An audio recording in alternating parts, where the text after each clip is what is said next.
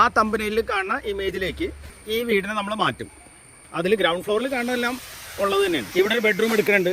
പക്ഷേ അതിൻ്റെ മുകളിൽ കാണുന്നത് എലിവേഷന് വേണ്ടിയിട്ട് നമ്മൾ എക്കണോമിക്കായിട്ട് ചെയ്തിരിക്കുന്ന ഒരു സൂത്രപ്പണിയാണ്. ഇപ്പം നമുക്ക് ഇവിടെ ഇങ്ങനെ ഒരു സിറ്റ് ഔട്ട് ഉണ്ട്. ഇവിടെ ഒരു കാർ പോർച്ചാണ്. ഈ പോർച്ചിനെ ഒരു ലിവിങ് ഏരിയ ആക്കി മാറ്റുക. എന്നാൽ നമ്മൾ ഇങ്ങനെ കയറിയിട്ട് സിറ്റ് ഔട്ടിൽ വരുന്നു. എന്നിട്ട് ഇങ്ങോട്ട് തിരിഞ്ഞിട്ട് ഈ പോർച്ചിനെ നല്ലൊരു ലിവിങ് ഏരിയ ആക്കി മാറ്റുക.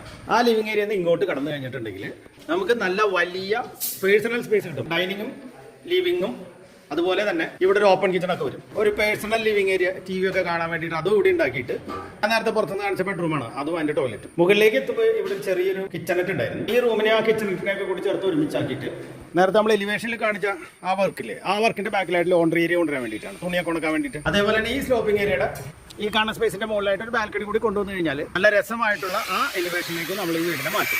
ആർക്കിടെക്ട് ശ്യാമാണ് റിപ്പയർ കൊച്ചിയിൽ നിന്നാണ് സംസാരിക്കുന്നത്. പഴയ വീടിന് പുതിയ മുഖം. ആർക്കിടെക്ട് ശ്യാം, റിപ്പയർ കൊച്ചി ഇപ്പോൾ കേരളത്തിലും